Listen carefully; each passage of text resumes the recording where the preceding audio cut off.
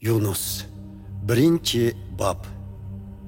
Bir kuni Amitayning o'g'li Yunusqa Parvardigordan vahiy keldi. Parvardigor mundoq dedi: "Sen Ninevi degan büyük shaharga darhol berib, u shahardagilarga ularning ustidan chiqargan hukmimni jakarla. Chunki ularning qilgan razilliklari bana yetib keldi."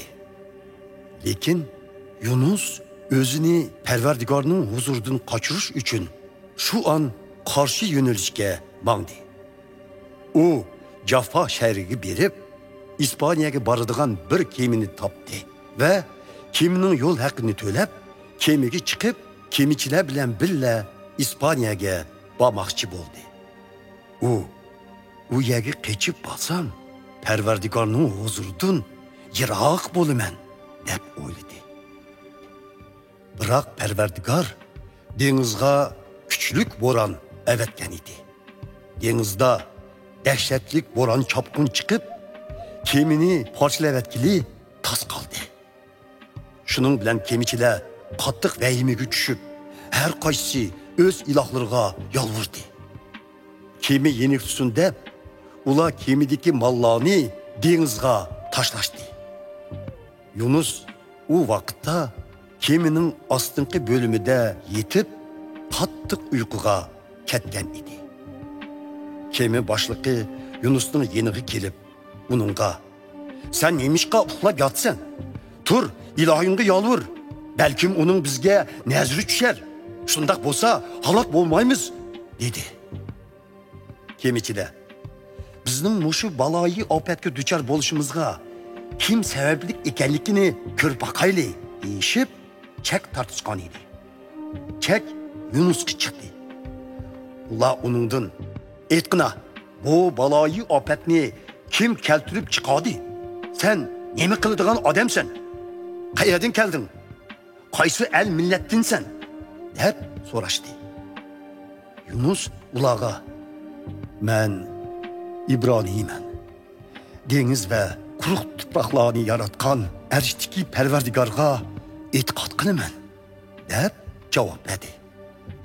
Yunus yana ularga o'zining Parvardigorning huzuridan kechib yurganligini aytib bergan edi.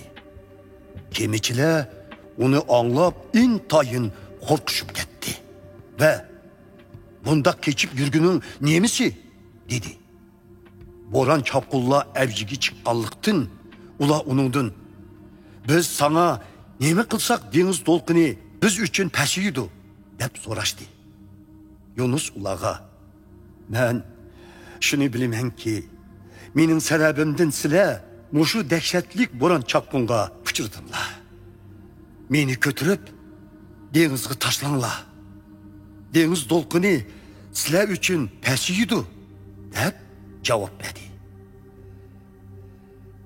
Kemichilar aksicha paloqni jenining boricha urib, kemini qirg'oqqa elib bormoqchi bo'ldi-yu, olg'a ilgirlay olmadi. Chunki bo'ron chopqinlar borgan siri avjiga chiqqan edi. Shuning bilan ular Parvardigorga: "Ey Parvardigor, sendan o'tinimizki, bu odamning jeniga zomin bo'lganligimizdan bizni halok qilmag'aysan.